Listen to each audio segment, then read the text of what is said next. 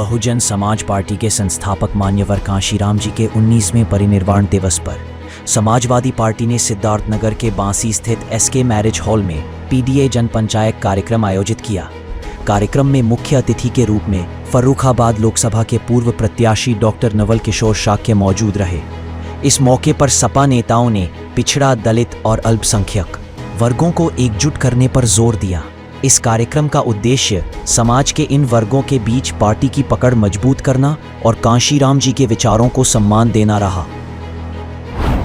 विधानसभाओं से आए समाजवादी पार्टी और बाबा साहब भीमराव अम्बेडकर बने संगठनों के अध्यक्ष और कार्यकर्ता और तकरीबन 3.5 वर्ष है। मैं आप सबको बहुत बहुत आभार प्रकट करता हूँ और साथ ही आप सब इतनी देर से जो रुके हुए हैं इसके लिए भी मैं फिर से आपका शुक्रिया अदा करता हूँ। आज के कार्यक्रम में सबसे पहले इस कार्यक्रम के आयोजक छोटे, क्योंकि भगवान बुद्ध ने अपने जो ज्ञान में भगवान बुद्ध ने जो उपदेश दिए सबसे बड़ी बात कही थी कि दुख का जो कारण है और दुख का निवारण बताने का काम किया था।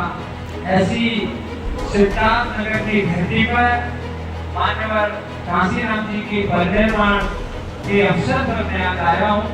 मान्यवर कांशीराम साहब और बाबा साहब भीमराव अम्बेडकर जी और साथ ही श्रद्धेय नेताजी जिनका परिनिर्वाण कल हुआ था और आज इस देश के उद्योगपति रतन टाटा साहब जिनका भी परिनिर्वाण आज के दिन हुआ था और तीसरे दिन डॉक्टर राम मनोहर लोहिया जी का परिनिर्वाण हुआ था। ये अक्टूबर का महीना है, मैं कह सकता हूँ कि बड़ा यादगार का महीना है। इतने महापुरुषों का परिनिर्वाण होना हम सबको उनके बताए रास्ते पर आगे चलने के लिए प्रेरित करता है।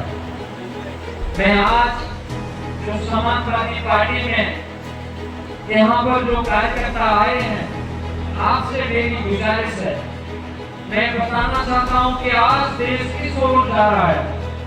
सदियों की जो गुलामी थी, जो हजारों साल की जो गुलामी थी, उस गुलामी को खत्म करने के लिए जिन महापुरुषों ने इस जमीन पर जन्म लिया और बड़ी कोशिश की और तमाम कोशिशों के बावजूद भी आज फिर रास्ता का प्रतीक बनाने का काम भारतीय जनता पार्टी के द्वारा किया जा रहा है।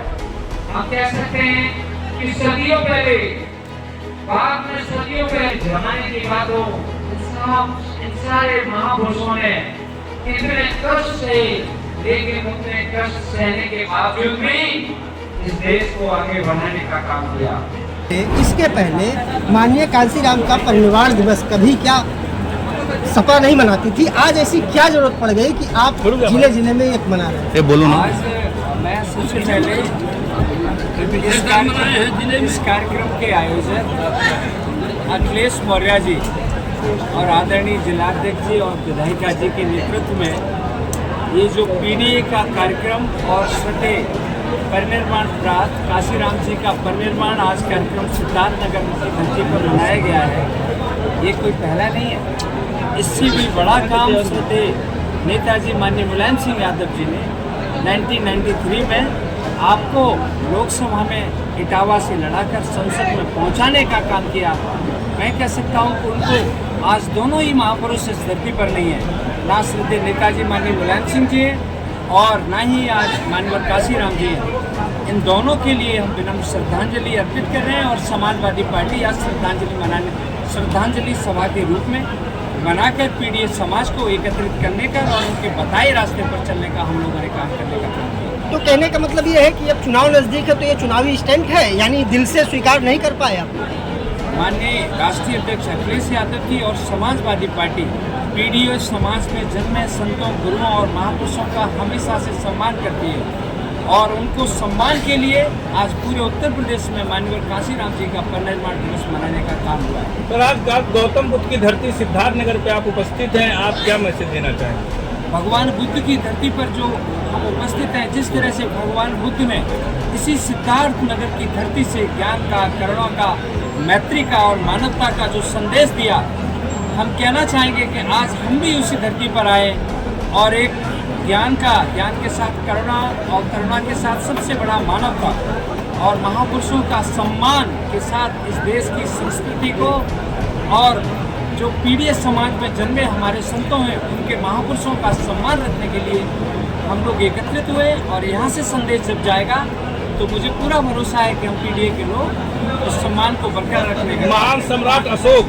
यहाँ महादेवा में महान सम्राट अशोक की बहुत सारी निशानियाँ मिलती हैं, लेकिन विगत कई वर्षों से, कई सालों से विकास से वंचित है, ऐसा क्यों?